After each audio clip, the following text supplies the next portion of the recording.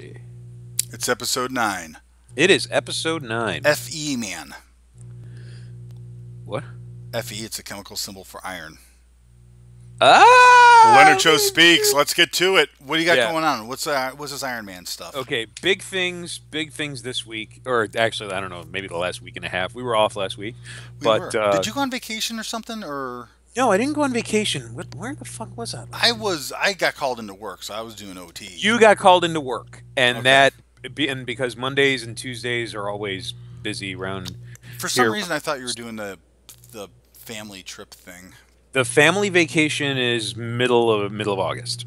Oh, okay. So we got So we're good there. We got a few weeks. But yeah, so the our main talking points today, new Iron Man. Now, when you say new Iron Man, a new man in the suit. Kinda. Oh, So new Iron Man, Marvel potentially killing off the X-Men. Why? To say fuck you, Fox. And 3, the biggest news. Well, 2 big pieces of news at least from a galaxy far, far away. So, getting right into it, there's going to be a new Iron Man. Someone else is going to take up the mantle of Iron Man. Have you heard about this? I have not heard about this. Speak to Well, me. you're the one. I thought you were an urban legend, but yeah, it was interviewed. Brian Michael Bendis was interviewed by Time, and the next Iron Man is going to be a 15-year-old African American woman named Riri Williams. Wow. Shit, I don't have my prop. Anyway, it's over there. But You can go grab it. That's fine. I'm gonna go grab it. Hang Go on. grab your prop. Have fun. I I got a know. robot here to play with. Very good. 1 second. Why Look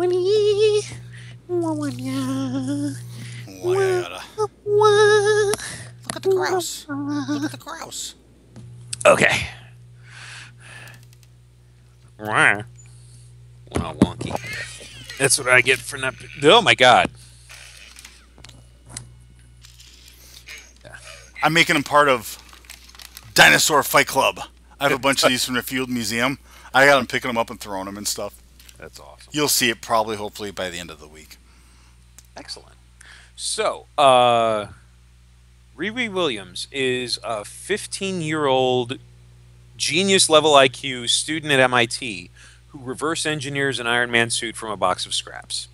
She comes to the attention of Tony Stark. She's just as brilliant, but she grew up, poor, African American. A lot of tragedies, a lot of violence in her life. Not the best growing up situation, but she rose above it. She went to MIT, got a scholarship, and Brian Michael Bendis, rightly so, is saying, "What's more heroic than that? Than just rising up and making something of yourself?" And it's fantastic. I think it's awesome. It's funny because there's a lot of people that don't think it's awesome. There are some active trolls out there, but then there's just a lot of guys who have been reading comics forever and are inflexible on things. Now there are some Yeah. things that should be immutable. The heroism of Steve Rogers being one of them. We talked about that. But there's a book. There's a book I read very beginning of the year by Rob Salkowitz. It's called Comic-Con and the Business of Pop Culture. It's all shiny. Yeah, it's It's kind clear. of, there we go. Oh, okay, yeah, right. Go. Comic-Con and Comic-Con the and the business. of pop culture. It's viewing the comics as a business through the lens of Comic-Con, the big Comic-Con, San Diego. Mhm. Personally, he goes to San Diego a lot. I think one year he wanted someone else to pay for it, so he's like, "Hey, I'm going to write a book." But anyway, it's really great. What points does it bring up? Like what? Well, it talks about comics as a business, and this is going to relate to Iron Man in a second, and mostly why I love this choice, because comics as a business, there are times when they're in trouble, and there are times when their footing is a little more secured. The golden age of 20 years ago, of the early 90s, is effectively gone. That killed the industry, I think. It I read the Marvel comic book, or listened to it, and it kind of. Thanks, Rob Liefeld. Dick. Rob Liefeld wasn't in charge. There were people giving Liefeld work. There were people buying his books. We'll get into that later, but Marvel did anyway. Don't get me wrong. Fuck that guy. Oh, yeah, And all totally. the swipes. Rub the blood. It's going to sell 1 million copies. Print them all off. Oh, God. But anyway, so one of the points it makes is that comics needs to diversify. You need new blood to come in and start reading comics. And just seeing it through that prism, it kind of opened my eyes to the fact that comics should diversify just for Are you saying the media should diversify, or you're saying it should diversify this fan base? both. And it's done the media well. And the media go like with digital comics and all that, that's a very tricky thing. I didn't really realize it. I'm sure you'll appreciate this point, having been a former comic shop manager. But it talked about like trying to get more sales through digital. You have to be careful not to chuck the baby out with the bathwater, because comics is roughly 80%. I mean, at least the numbers as of this publication. Roughly 80% print, 20% digital. Now, you've got I'm pantomiming a balancing bar here, but you've got the balancing bar, you're walking the tightrope because you want to grow the 20%, but you have to be careful not to kill the 80% while you're doing it. That's why you can't, because a lot of people think, wait, a digital comic, you didn't have to cut down a tree. There's nothing physical. Why aren't I paying less for this? Don't get into me about the whole tree cutting thing. That's something else. Well, we can talk Anyway, about that. yeah. But they can't give it to you for cheaper, because then say you grow digital to 50%, right? But 80% of your business is print, is the shops. If they lose 30% of their business, they're all going out of business. And then your 100% shrinks down to 50, and you're like, what the hell happened? Also, in comics these days, don't they have like a barcode or something you can scan while reading it, and it like fills you in on something? There's a lot of that. There is. Okay, I know the guy. Easy He there. gets a little. He fell asleep. That's all. The former owner of Atomic Comics, Mike Malvey, is the guy who does that. Wow. Like, I know him. Like, I could He make a phone call diversified in right exactly the right direction. Yeah, I was talking to him last time I saw him, and I was like, "What is it exactly you do with Marvel?" He goes, "Oh, when you read a comic, you can like scan the barcode." Oh, he works for Marvel. Thing. I guess he works for a company, or he has a company that does it. I haven't really gotten too much into it because it's like, yeah, Mike, whatever. How you been? What's going on with the kids? How's the wife? That's what it really turns into. But yeah, he does something. I should probably get him on the podcast sometime. See if he'll do it. Oh, I just made you too small. I wanted you to be bigger. That's what she said. Anyway, so diversifying the media. The media and your reader base. You have to attract more readers. You have to get young kids reading comics, because the guys our age, we're in our 40s now. We're not going to be around forever. They have to sell to the next generation. Also, it also made me more tolerant of the reboots that happen. Don't get me wrong, DC is getting a little excessive. But having 2 in 5 years might be a bit much. And why does Superboy look like a street urchin? You broke up. Why does what? Why does Superboy look like a street urchin? He's like got ripped blue jeans and stuff. Lovable scamp is not what I'm looking for, but anyway. But also, nothing is more intimidating to a reader than, oh, you want to read X-Men? Boom. You got to read these 5 telephone book-sized volumes just to get like the basics, and then maybe you could jump in. Which, when I first started reading comics, when you and I would go to the comic shop and you would freak out about, I'm like, I don't know what's going on. I don't know any of these people. And you introduced me to them all. You were like, oh, this is Storm. This is Rogue. This is Elizabeth Brock. This is, explain to me who everything was. Oh, by the way, hey, you read this. And this is the Wolverine with Kitty Pryde, Pride of the X-Men. This was Man Loves, God Kills. Okay, read this. And you did that. You introduced me to the X-Men. It was like, start off in the shallow end. If you want to buy a comic book, Sonic Disruptors can. Go right ahead, buy that piece of shit. But you're going to be fucking reading X-Men before you know it. And sure enough, it happened. And what did you retain? You retained Storm, Rogue, and Elizabeth Braddock. That's right. It's all about the hot chicks. Those are the first ones that came to mind. Oh, Rogue. Oh, Rogue, I know. Rogue, Jean Grey. Oh man, the Jean Red Grey was X. always kind of weird because she wasn't in it when I was reading it, and then she showed up. Yeah, she was X Factor, and then there was Madeline They like Pryor and all that. found her like in the sewer or something. It was No, she was in a Forge. pod in the ocean. Forge. I remember Forge found her. Is he still? Is he still in the X Men? Um, I don't remember what his superpower was. he was the builder, hence the Okay, name Forge. He was a mutant inventor. that was it.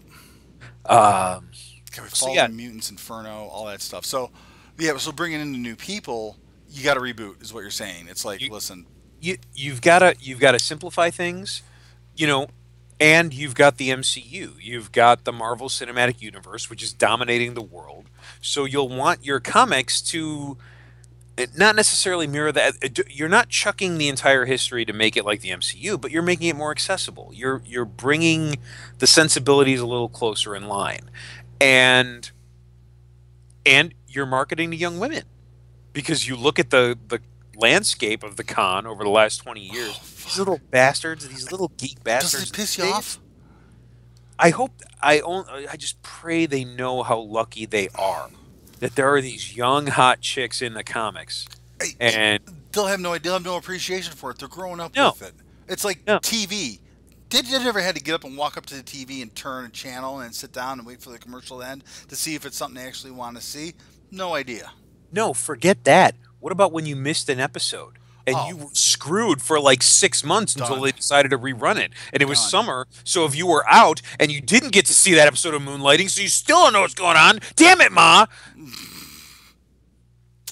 I may have some issues about that. Yeah, there's yeah. But, so, you know, Oh, dial tones, real quick. That just to go on that thread because you told me your girls. One of them yeah, picked up yeah. a payphone and they were like, "What's this noise?"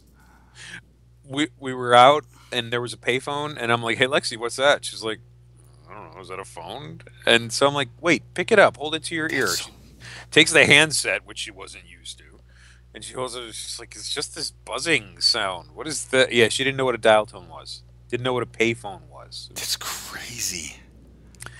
Nothing brought it home quite like that. But anyway, Wow. So anyway, man, Riri Williams, you've got to expand your fan base. You've got to engage a more diverse audience, and this is awesome because, from what I understand, because I'm not reading a lot of books month to month right now, but has been introduced as like a backup story in the Invincible Iron Man. We've seen her uh, reverse engineering the armor and making her own suit, and she's coming to the attention of Tony Stark, and they're unclear on what exactly is going to happen with Tony. They don't know if they're going to kill him off or what, but she is going to be taking up the mantle of Iron Man, and she's. I was gonna say you can't kill Tony. He's worth too much money. I wouldn't. I definitely wouldn't. You put him in the background. You have him as that support kind of Have him as a Professor X type. You Professor know, X, Alfred, that kind of character. Not Alfred, but Professor X would be good. but like Professor X, Alfred, bring it together and make the new Tony. Yeah. That works. Um, and so for me, so I'm a lot more accepting of change nowadays. I'm a lot more accepting of energizing these things, trying to get new audiences in. And this is a great story because you know I guess this originated. There was a syndicated TV show that Bendis was trying to pitch.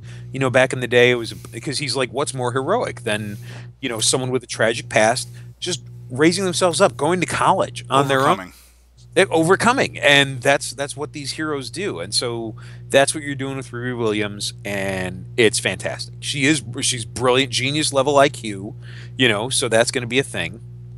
You're going to keep that tradition going, and here's where I am, because so now the big question is what's she going to be? Like, is she going to be called Iron Man still? And Iron Woman. for my money, it's very important to me personally. And I shared this with the missus, and she's she's on the fence with my opinion. She doesn't really know the right way to go. Because one, Iron Woman, it's clumsy. Iron Maiden. I saw a frame of a comic where like they're brainstorming ideas and someone throws Iron Maiden out there and she's like, I don't know. Not a metal fan, I'm guessing. And so I think it's very important to me personally that she still be known as Iron Man. Yes, I think so as well. And for me, I think it's the final push to drive home the message of diversity, of inclusiveness. You know what? Iron Man is now a 15-year-old African American woman.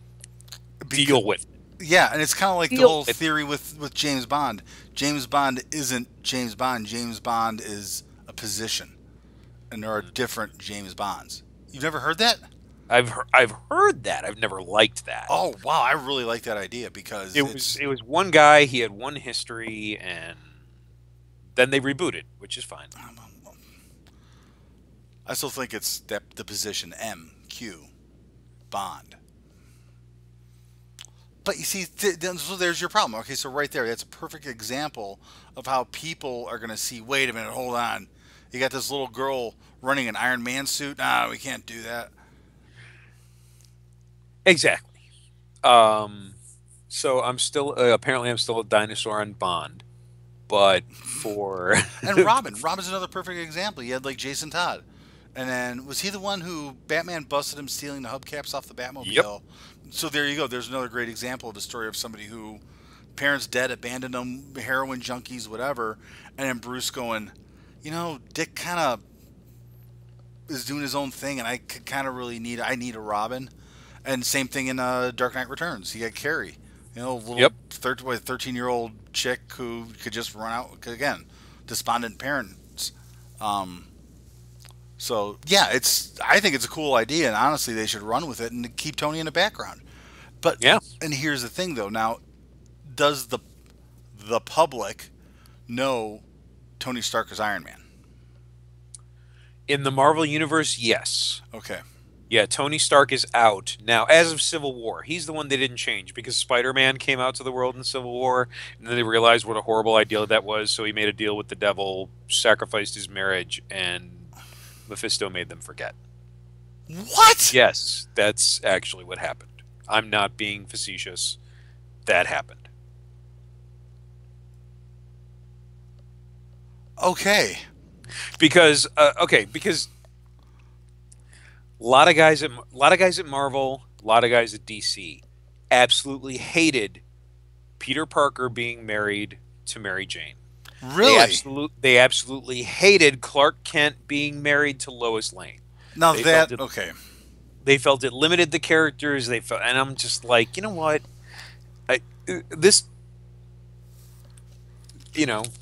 Bringing up this book again, it made me a little more receptive to things, but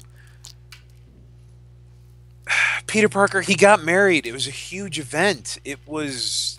You show off. This is my mighty mug. Robo Savior does a review on it. And Robo Savior, if you go to RealUltimateGeeks.com, new website, you can click on the Robo Savior link, which I haven't set it up yet, but it will be set up, and you can watch his robot reviews. And you can also watch him participate in Dinosaur Fight Club. You bet your ass I'm going to watch that review, because I watched some just wacky guy doing a review on it on YouTube. I want to see a robot just bash away at it and try to knock it down. The thing is, handle the mighty and powerful Robo Savior. I mean... Is that his Achilles heel?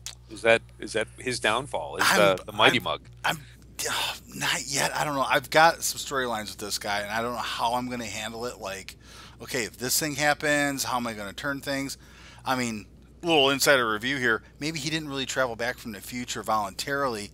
Maybe he's such an asshole that the other robots threw him into the time thing to see if it actually works or not. But he sees it as, I have to go back and I have this mission. That's what he's telling everybody. And the reality is they just really didn't like him and just threw him through the damn thing and see if it would kill him or not. He was a guinea pig whether he wanted to be or not. Yeah, pretty much. They just wanted to get rid of him. I mean, he's a robot. Nothing bad's going to happen to him. Robots don't die. They figure they'll find him on the planet whenever it comes around. They'll go, okay, we threw him through there. We have him programmed to go to this one area whenever his batteries get low. And they go there and they start digging and boom, there he is. And then they'll There know was if a it worked or there not. was a Star Trek like that Really? where they found Data's head. It was Time Zero, Part 1 and 2. It was the sixth season finale going into seventh, I think. No, that was the one with Laura. It was probably fourth going into fifth. I don't know. It was Time Zero, and in the first part they find Data's head on a planet. I think I And vaguely remember that. But and the anyway. whole crew is freaking out because they're like, Data's going to die. Data has no emotion. So he's like, yes, it is clear that at some point I will be teleported back to the future, back to the past on this planet where I will die. And they're like, how can you fucking be so calm about that, dude? And he's like, you know, Android. Yeah, So, it just happens. So So yeah, anyway, Iron Man, yeah. Riri Williams, absolutely fantastic. I think it's a great idea, and I hope they run with it. But again, it's the suits at Marvel. Board of directors changes out somebody, and the guy comes in because, hey, little Timmy, my third son, thinks it'd be cool to if his dad worked for comic books, so now I'm here because it's. Dude, the shit like that happens. The fucking video game industry back in the early '80s when Atari sold out Yeah. to Warner Brothers. Uh-huh. The horror stories, even Yeah. Marvel. That Marvel book I was telling you about, it Marvel: The Untold Story. Fucking horror stories. It's like suits come in and go, well, it costs this much and that and the other thing and blah blah blah, and here's what the numbers are. So here's what we should do according to the numbers. And it's like, that's not a good idea, but okay, do Heroes Reborn, fine. Yeah, I saw there was, oh god, Heroes were born with Cap like this and his chest is out to here. Fucking stupid fucking Liefeld. I Liefeld. loved it though when the guys at Image kicked him out flat out. Were like, yeah, Rob, you're gone. Because Really? Oh, you didn't know that? No. Fucking A, dude. Yeah, it was Silvestri, McFarlane, Jim Lee, Eric Larson. I'm probably forgetting people. Probably Jim Valentino. Valentino. I forget who else. Those But are the guys. yeah, those are the guys. And yeah, because Liefeld was like, look at his books. Like fucking, he was printing off millions of copies of books that weren't selling millions of copies because he was going by with what Marvel was doing, which is, or no, originally developed by DC, Death of Superman. It's bagged. You're gonna have to buy two. Oh god. And you know it's going to be, let's promote how much comics are worth, the old ones. So it's going to be a collector's item. And it went into fucking like 5 or 6 printings, and everybody and their uncle has one. And I've already told the story on this podcast that I had with it, but that's what killed it. That happened, and then Marvel went, shit, that's a good idea. Hey, I got it. Hey, Todd, yeah, come here a minute. You want your own Spider-Man book? Okay, here's what we're going to do with it. Multiple covers, bagged, unbagged, the rare platinum. Fucking killed the industry. That brings me to topic number 2. Which is? The X-Men. Speaking of multiple covers, and this was great because it wasn't polybagged, it wasn't anything. They were just, X-Men #1, when they started that new book, Chris Claremont wrote the first story arc, and it was the book with Jim Lee's art. Yeah, with and 5 that, different covers. Technically 5 6. different, I thought it was 5 technically, I thought it was 4 technically 5. Maybe that was it, because you got them and you put them together, and then they sold the one with and all then there of was them. one with the gatefold, and it was all 4. Yeah, okay, then it was 5. Had them all, probably still have them all in the basement. But, Worth not only that, nothing. but what? Worth nothing. You can find them in a quarter bin. Rub it in. Dude, in. I'm living a dream, living a nightmare just like you, so yeah. I'm still looking for that special person who's looking for the block of Daredevil issues that I own or the block of Captain America that I own. Fucking So internet killed that, brother. Just someone who will give me $1 a book. That's all I'm looking for. I'm not even looking for cover price. If I got $1 a book, that's not ever going to happen. No. It was a fucking bloodbath. We were lied to. Yeah. But these aren't even really. These are just books I collected. It's an unbroken. Anyway, Yeah, it comes down to the whole. I tell people, you know what? You like buying them, you like reading them, you like them in your hand, you like getting them every week, like keeping them looking pristine. Although I sold the majority of my collection. Notice the word majority. I have every fucking issue of Stray Bullets up till about a year ago, so I have to go back and check. Scud the Disposable Assassin. I think I still have my Johnny the Homicidal Maniacs. Certain books, I'm keeping these. I really fucking like this. what was that horror book? Wasteland? Wasteland. got to go back and get those with the dead detective. Fuck, I think I fucking sold those. I don't think I hung on to those. Oh, I mean, I'm sure you can find. Okay, Oh, wait. you can. Believe me, I've looked. You Yeah. can find them. Oh Yeah. yeah, they are exactly worth what you think they are. That Good, because I want them. I had that one. It's fine when I'm buying for things to lose their value.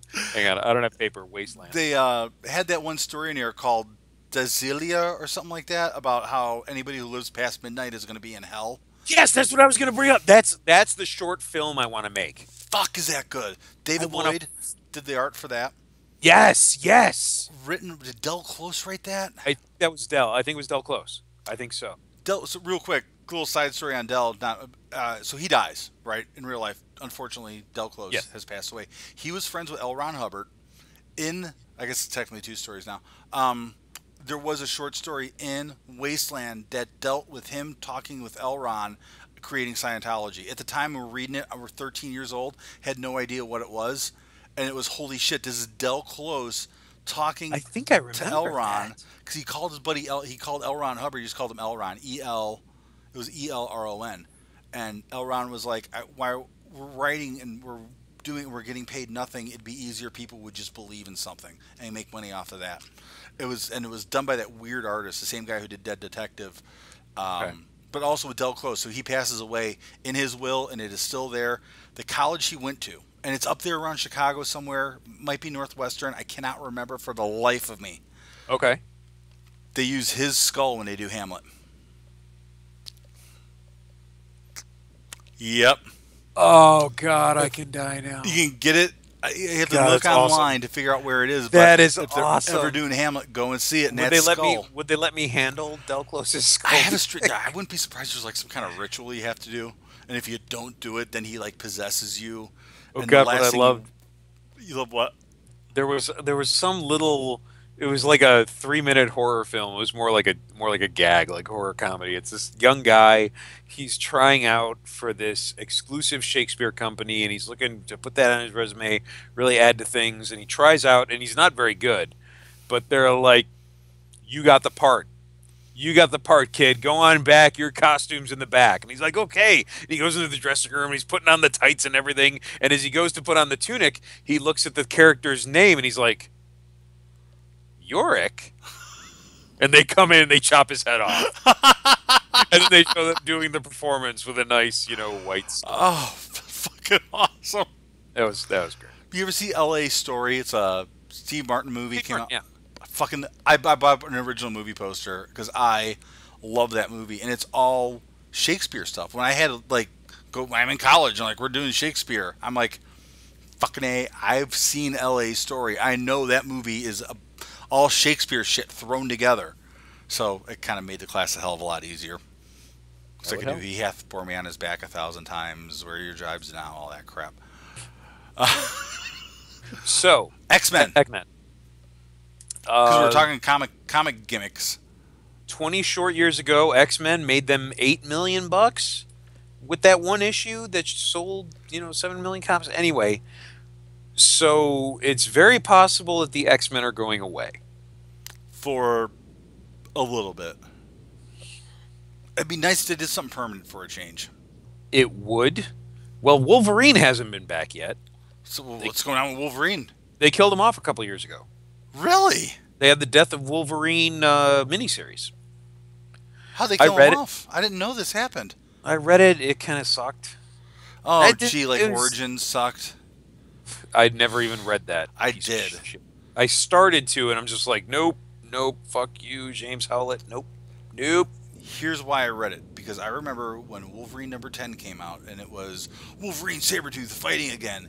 And you and we wrote the fucking story of Wolverine in your basement. And then they did Origins, and I'm like, why, how come they didn't have your house bugged at that time? Yeah. Yeah. I think we had it, so it was like a father and son thing, and Wolverine was the runt of the tribe or something like that. And yeah, they lost me at the Bone Claws. Oh, they totally. lost me at the Bone Claws. Out, done. Because when he got the adamantium ripped out of him in the Wolverine comic that Larry Hama was writing, they were poised to start a brilliant new chapter in Logan's history, because he had the adamantium sucked out of him. He had no claws. He had his bones weren't unbreakable. His healing factor still wasn't up to par. So he had the honor sword of Clan Yoshida and his bike, and he got on his bike and he was riding out of town. And then we see over in X-Men. Oh, he pops bone claws, and Xavier's all, oh, I should have known. No, you shouldn't have, X, because it's fucking stupid. Yeah, I fucking remember that. And so anyway, in the Death of Wolverine, he's something overloaded his healing factor, and so he doesn't have his healing factor anymore. So all of his old enemies are coming out to kill him, and he can't pop his claws because Reed Richards was like, dude, you take in so much bacteria when you do that. If you pop your claws, you're dead. Okay. He didn't seem to have a problem doing it when he still had the adamantium, lost his healing factor, and did it when he was in Genosha. Popped the claw out, he's bleeding, his hand's bleeding, he's trying to pick a lock, and Rogue looks at him and goes, you're bleeding. He's like, yeah. She's like, doesn't that hurt? And he goes, every time I do it. And I was like, holy shit, that's fucking awesome. But his healing factor would seal the skin right back up. Yep. That was great. God, that was such a good fucking series, man. Yes, it was. And now... And those little insights. I love those little insights. But anyway, so everybody's coming after him. Everyone's coming after him. He has a final battle with this guy trying to... I don't even fucking remember. He dies. He gets encased in liquid adamantium.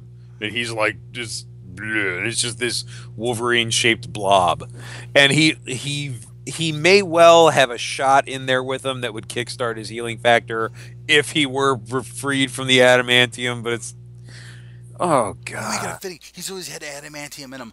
Let's make the adamantium outside of him. He doesn't control it. It controls him. How's that for poetic justice of 30 years of awesome? Past them at this point. So, X-Men... Comics really did go to shit, didn't they? There's really great stuff out there. I heard Visions is good. I love that author. Tom King. Dude was a spook. We talked about that. That's right. We talked about that. Yeah, dude was a spook. Wrote a book called A Once Crowded Sky. Highly recommended. I have written down in my notebook. Yes. Hey, I'm familiar with the queue. I've got a stack of comics to read. I've got a list of books. There's like 110 things in my Netflix queue. Oh my God. So I'm with you. I'm not judging you, is what I'm saying. I mean, I'm alpha testing Battlefield 1. That ends tomorrow, I think. And then for some stupid reason, I buy the .com. I did it with a gift card because whenever you go to the grocery store, you buy a gift card, you get 4 times the gas points. I like cheap gas, so I do that. I had a little bit of money left over on the card, and I went, hey, I played the beta like everybody else did.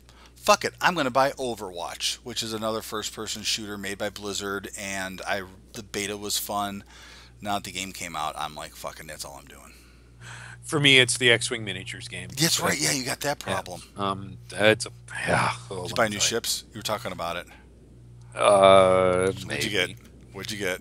I got the Kirax fighter. It's a Scum ship. I'm climbing down the rabbit hole on Scum because Wave 9, which is going to come out probably around the end of September. There's this ship because there's tactics and there's dice. I'm not much for tactics. I want to fly right at people and start throwing dice at them and just full speed ahead and bash. And was a full phrase? Speed ahead, bash them in the teeth. Yeah, full speed ahead, bash them in the teeth. I'm Corellian at my heart. So there's a ship coming out that rewards you for that. If you're in range 1 and you're in their firing arc and they're in yours, you get an extra evade result. So you get to live a little longer. Potentially. Assuming your dice don't go to shit like mine did on Friday night. I had a range 1 shot on Biggs. I rolled 4 dice. I rolled 4 blanks. I should have killed him, but no. Boop. Blanks. All done. Yeah, fucker. Anyway, that's that. Been trying to talk about it for what, like 10 minutes now? Yeah. We keep doing this, which is fine. This is why people listen. Exactly. As you know, the rights to X-Men are owned by Fox. Yes. And they're not willing to give them back to Marvel. They're not willing to sell them back to Marvel. Oh. So there have been rumors every now and again that they might want to reboot and, be like Sony and, capitulate and say, look, our movies aren't as good as your movies. Can we please work together? Now, this was the case on Fantastic Four. They rushed that shit ass Fantastic Four movie into production. Which one? The most recent one, Okay. Fan Force. They rushed that into production specifically so that they didn't lose the option. Because the Right. way these contracts work, if you go X amount of years doing nothing with the property, it reverts back. So they made that crap ass film, and it was garbage. I watched it, got it from the library, didn't pay anyone a thing, but I watched it, and it was garbage. It was a bad movie, bad. Fantastic You know, Four has always sucked, though. It's never been one of those comics I've even remotely been interested in. I don't give a fuck about any of those characters. well, and here's what's funny, because on this issue, my hypocrisy is on full display to the world. Because a few years back, Fox rushed that film into production specifically so they didn't have to give the rights back. Do you know what Marvel did? What did Marvel do? They canceled the book. No fucking way. Look online. Look in previews. Fantastic Four got awesome. canceled. That Though is awesome. those characters are still around. They use them in other books, but they're like, fine, fuck you. They cited low sales, and at the time, I applauded it. I was like, good, good. You show them who's boss, because I never Yeah. read Fantastic Four. No. I mean, Fantastic Four. I'm not quite as ambivalent as you. I really like a lot of these characters, but I never read the Avengers. I know. It's because I read Cap, Thor, and Iron Man individually, but Avengers, I just never got into it. I never liked the Avengers either. I thought they were kind of like, eh. And even you, like in Thor, I always thought was kind of like weird. Like, okay, whatever. Iron Man, I could understand. Cap, I could understand. But I like the mutants, man. I was a fucking. Well, you see, and that's the thing. I liked the mutants because the Avengers were, it's a team full of gods. It's all the heavy hitters. The X-Men, they were like the Marvel version of almost like a special forces team. They were like the SEAL Team 6. I'll never ever forget one of my favorite covers in the world. It's X-Men 208. It's in the early 200s, and it's just a picture of all of them looking badass. Like Wolverine's got his paws clopped and he's claws popped. His paws. His paws. See, kitten? He's got his claws popped. He's looking at it. Got the stogie, and Nightcrawler's in the background. Colossus is up here. It says, and the text on it says, "Come on, mess with us, make our day." Nice. And they were down and dirty because they're not gods. This is before Wolverine could walk across molten lava and 30 seconds later be healed enough to punch Thanos in the face. He was badass. Best there is at what he does. But what he still, does isn't very nice. He needed some time to recover. Yeah. And so I love the X-Men, Fall of the Mutants, all that stuff. Great, Good great stuff. And they were the outsiders. They protected people who hate and fear them. Yeah. Speaking of heroism, that's heroism. Overcoming. You hate Right. me, you persecute me, but I'm still going to lay my life down to defend all of you. Yeah. That's what it is. So now, 20th Century Fox also owns the right to X-Men. I've heard rumors at times, Fuck, but there you go. nothing is happening. And now there's a book. I don't know if it's out right now or coming out. It's called Death of X. Not sure exactly what that's about. I know Xavier. Xavier's been dead for a while. Again. See, there we go. I don't know what the fuck's going on. Yeah, he's died a few times, but this time he's been dead for a while. Logan's been dead for a while. So they're killing off a couple of the key characters. And very recently, there was some Terrigen, and they've been hyping the Inhumans. And when Kevin Feige, a couple of years ago now, I think, when they unveiled the next phase of Marvel, Inhumans was one of the movies. And I'm like, you know what? That's what they're going to do. That's going to be their stand-in for mutants in the MCU. They're not mutants. They can't call them mutants. They're humans. That's going to be your people with natural abilities where you don't have to tell stories about gamma radiation or radioactive spiders. People every are evolving. time. They've evolved into this thing. People have powers. We're going from there. The Inhumans have been a big thing, so I hear, on Agents of S.H.I.E.L.D. I don't watch it. But so that's what they're doing. And Now, as this is happening, the X-Men have gained less and less prominence in Marvel Comics because Marvel's not looking to hype 20th Century Fox's movies. Yeah, Fox owns these. Sony owns these. Fuck them. The, the X-Men writers have been told, don't create new characters in these books. There's kind of a ban on them creating new characters because if you do, it's automatically owned by 20th Century Fox. Yeah. And now Marvel, I mean, this I suppose is the dark side of the comic company and the movie company being the same thing. Because that's a shame over at DC. I'm sure the guys at DC would love to form their own movie studio and not be owned by Warner Brothers. Mm-hmm.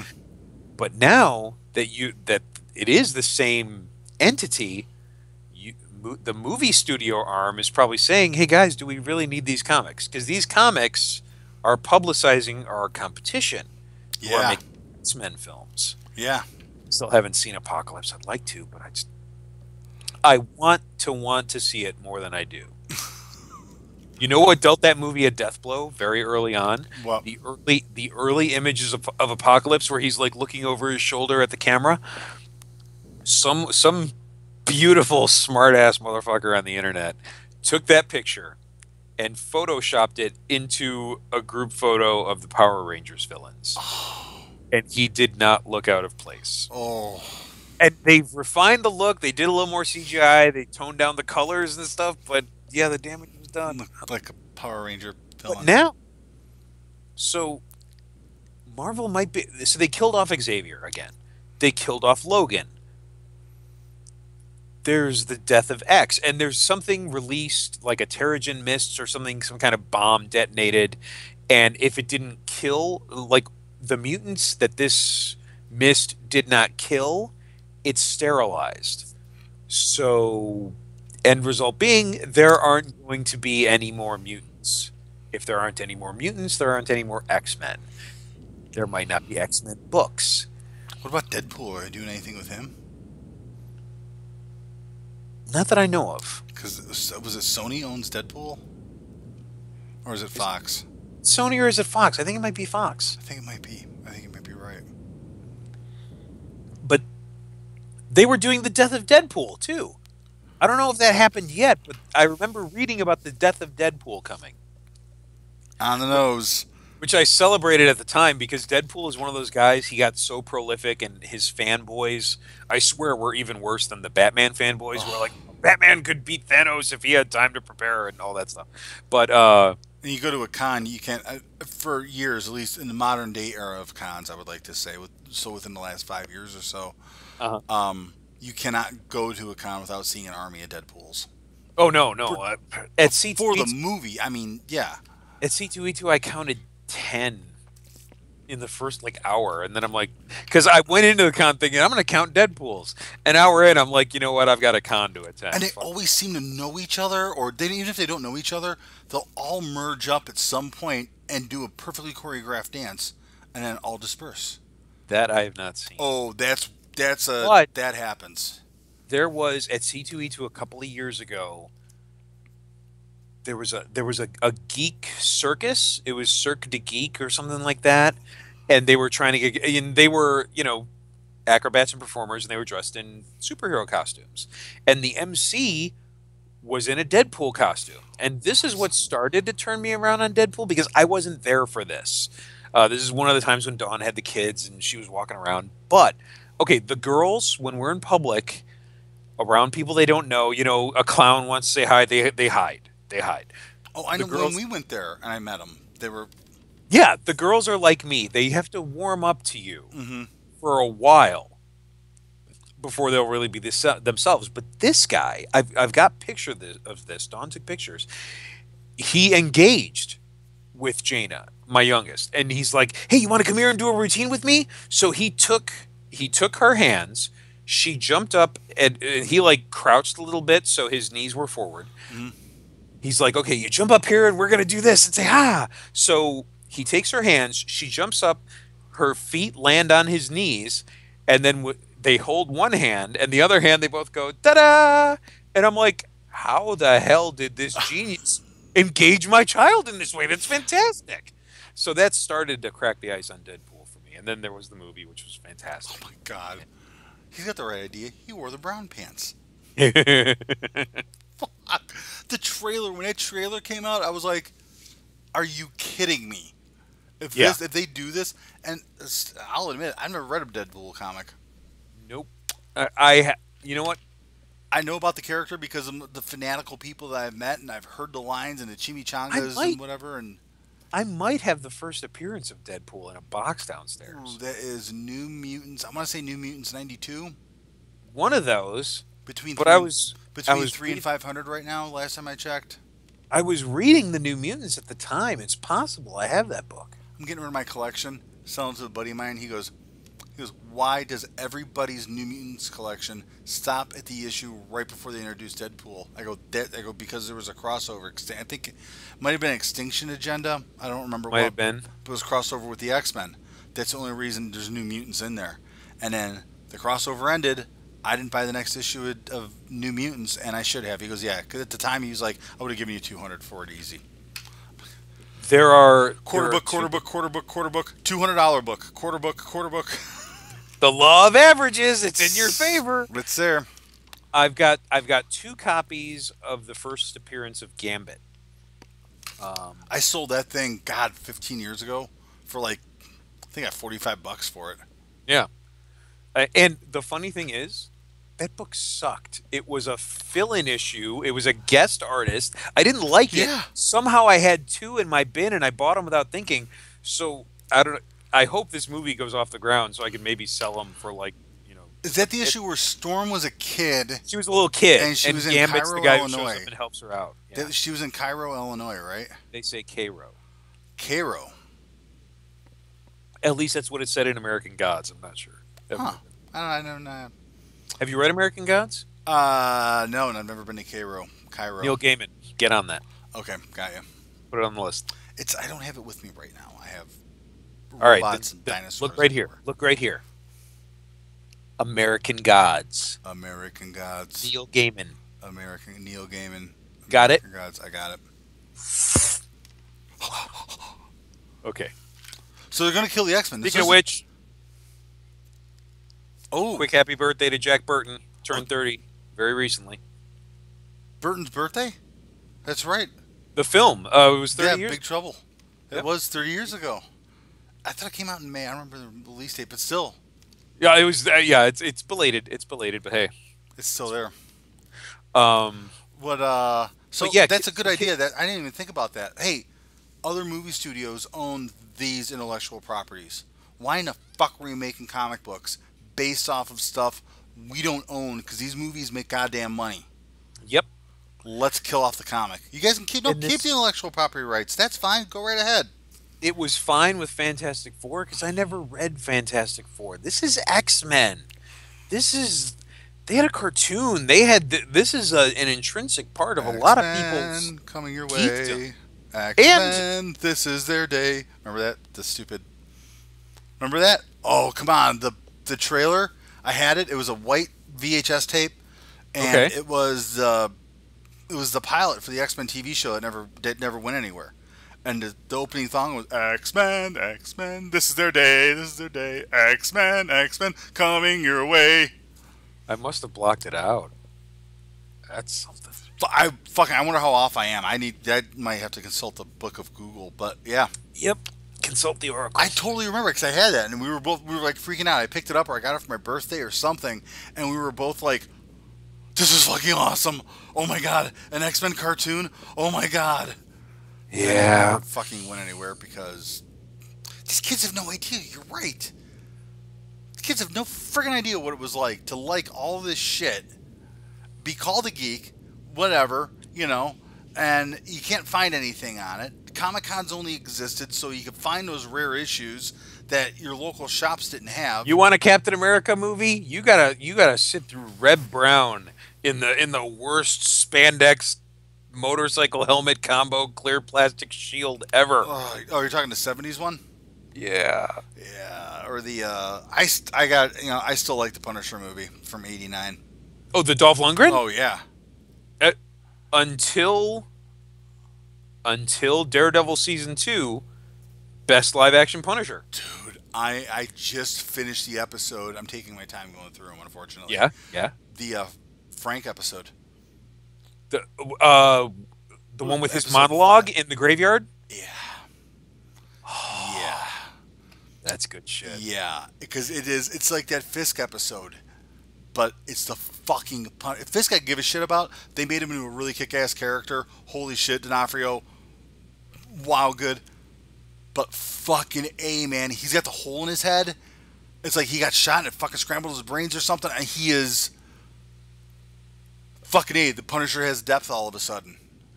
And it's amazing because I was talking to Dawn about it and telling her how I've never seen this story. She almost didn't believe me because I'm like, in the comics, you know, the comics were for adolescent boys. Yeah, it was the Reagan era fucking. You didn't need anything more than Frank Castle's family being killed was a simple fact.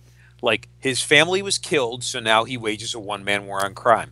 It was almost the excuse for this badass guy with the skull on his chest to be mowing people down, but they never looked at they never looked at that origin. They never.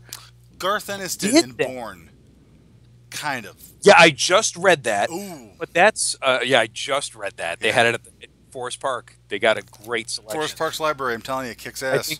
I think they've done. I think they collected it recently, which might be why they had it there. But I was telling her about how I've never seen this story, and she's like, now she's coming at it with a woman's perspective, and she's like, how is that possible? How has no one ever told this story? I'm like, babe, I don't know what to tell you, but they never did, and they're doing it, and it's great. It's brilliant. Just this monologue about this guy, and I'm like, I'm practically freaking weeping when he's kind of in confession with the devil. Yeah. So that going on, and have you finished the season yet? I haven't yet. No, I'm doing them instead of binge watching. Like going, okay, I'm gonna watch like 3 episodes and go, fuck it, I'll just watch the rest of them. I'm like kind of doing them one at a time. Yeah. I'm spacing them out. So it's make it last, man. Make it last. Yeah. Fuck. It's so fucking good.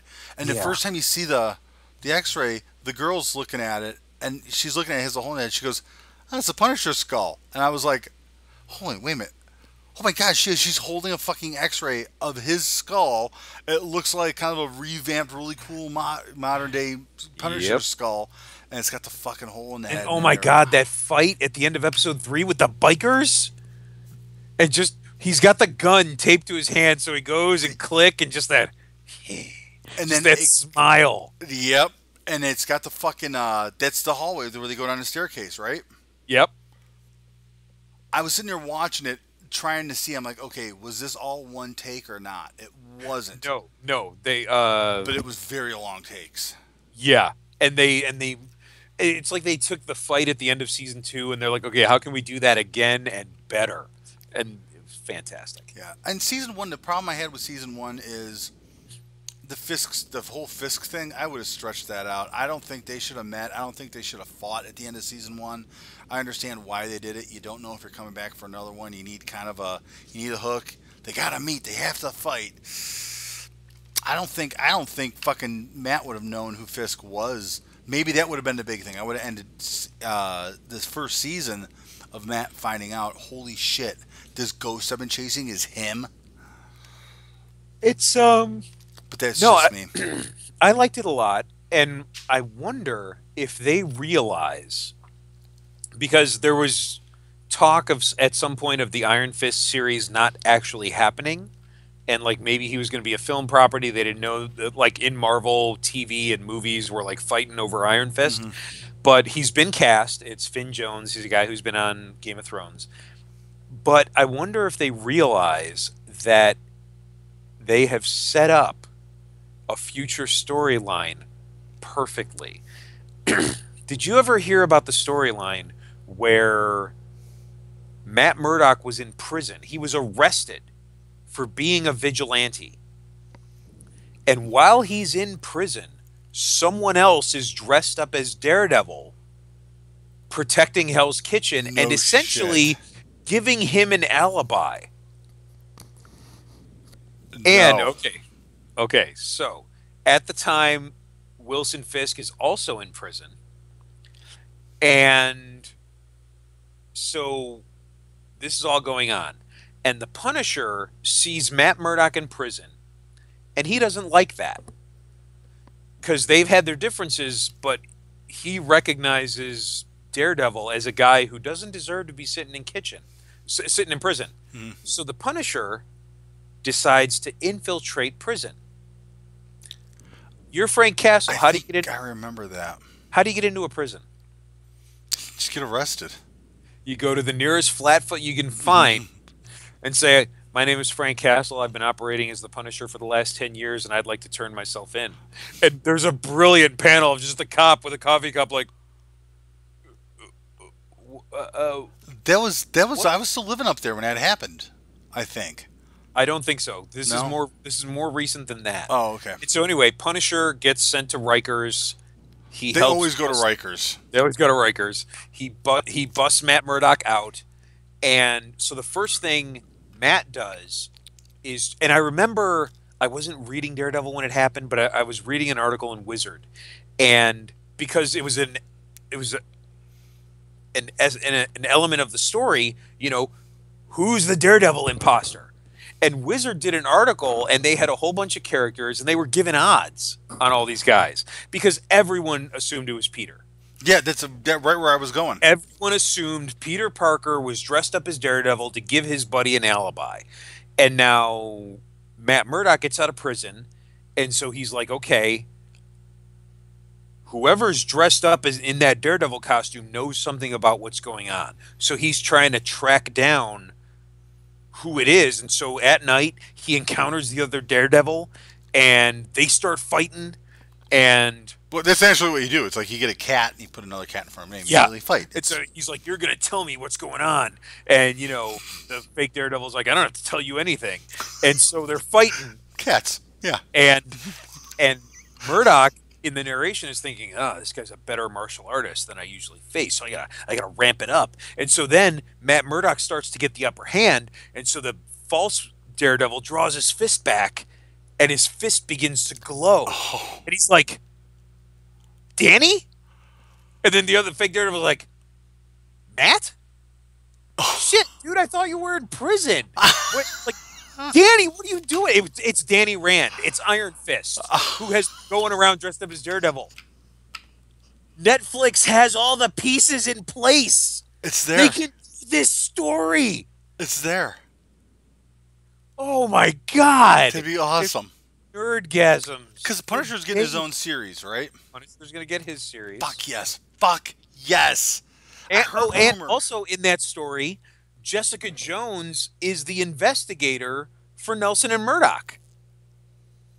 Who already has their own series I've never watched. I didn't know it was a Marvel thing until somebody told me or I heard it on another podcast. It's really good. It's really good. You should check it out. Like Jessica Jones is Marvel, but I guess she must be, sometime in the last 10 years or so was introduced into the comics, I guess. And I've heard it is really good. And It's I was listening to one podcast and they said that she was originally supposed to be Spider-Woman, I think it was, but then it got shot down, so he went, well, I have this character, I'm going to spin it into this other thing. right. Yeah, because she's also a Jessica. Because Spider-Woman is Jessica Drew, I'm pretty sure, and I can't remember exactly what it was. It might have Jessica been that. Jones is someone else. But Jessica Jones, in her origin, she knew Peter Parker. She went to high school with Peter Parker. Oh. And she kind of had a crush on him. And she was also rescued by Spider-Man, so it was a whole thing. And she knew Peter was Spider-Man, but then Mephisto stepped in and... No, she didn't know Peter was Oh. Spider. But yeah, then Mephisto wanted Peter and Mary Jane's marriage. Why? That's like me going to you, listen, I can make this happen for you, but you got to do one thing. I need your toenail clippings. Dude, how did you know? I've got them right here, right before we started. No, I'm kidding. So, and what's his deal? Doctor Strange is getting his own movie. Again, never a big Doctor Strange fan. Never read anything. I've never read a Doctor Strange comic on his own, but he's been in a lot of comics I read. He was in the New Avengers, and Cumberbatch as Doctor Strange is perfect. You've seen the trailer? Have you seen the picture of him in it, dressed up in a costume, stopping at In a a comic book shop. They were filming in New York, so what do? You go into a comic shop and you buy comics as Doctor Strange. Yeah, that's I would sell my right nut to be the guy on the counter when that happens. that is a fucking amazing. It's just I love this. We live if all this shit was happening when we were growing up. This is all the shit we wanted to have happen, but we couldn't. But people who went after making movies and all this other stuff are now the movers and shakers. And I think you and I even had a conversation about that when we were like 15 or something going, we're out here, we're reading comics.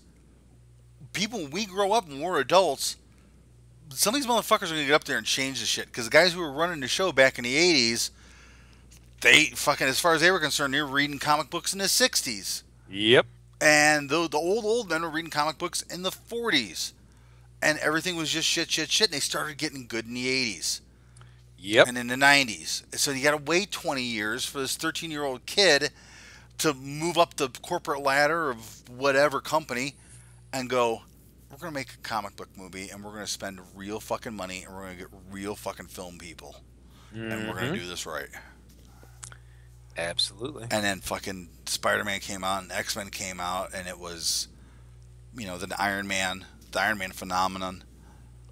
It's a beautiful, what's funny is because Iron Man was not an A-lister necessarily. He was one of the big three at Marvel, but like to the Muggles, they didn't know from Iron Man, and then you make a movie, and now you've got a whole other A-list property. It's just God. It's like it's like you guys. What about the X-Men and Wolverine and all that stuff? Like Iron Man, cool.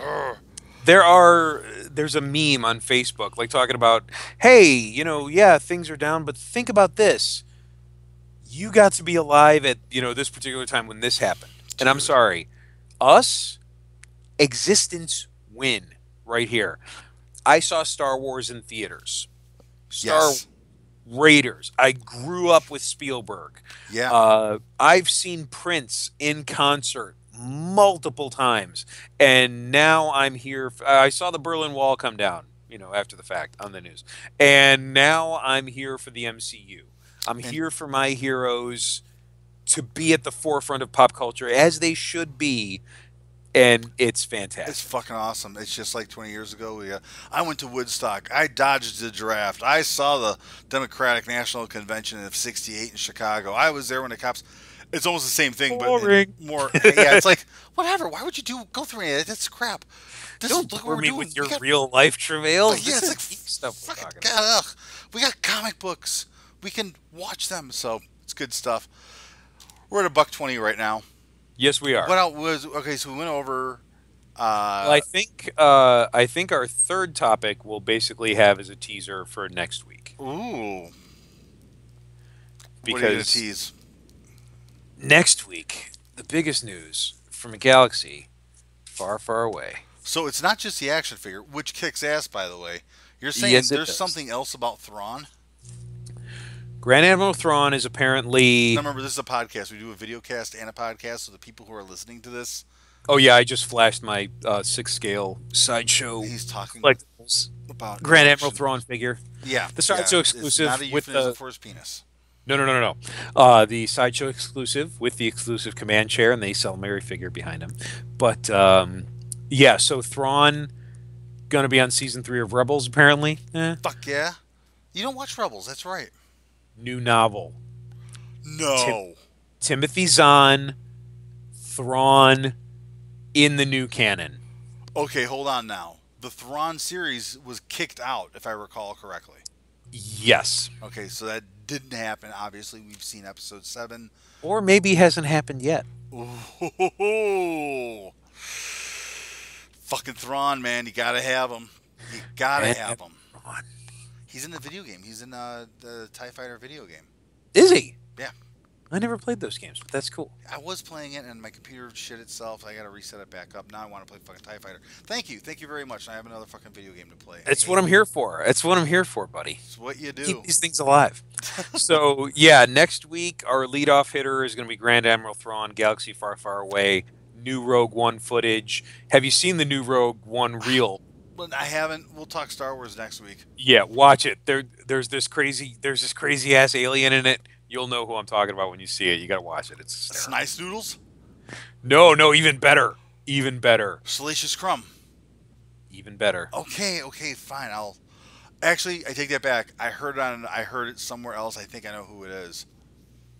Well, I can't remember. No, was this the singer from the Max Rebo band? That's Sice Noodles. Yeah, that is Ice Noodles. Okay, forget it then. She's actually a double agent. Is one thing I heard. She's a spy. Okay. Anyway, whatever. All right, cool, brother. That was episode 9. I'm going to stop it real quick here. We can still talk. And peace out. Be back. Be ready next week. Hopefully next week. Episode 10. And it's going to be Thrawn. Holy cow.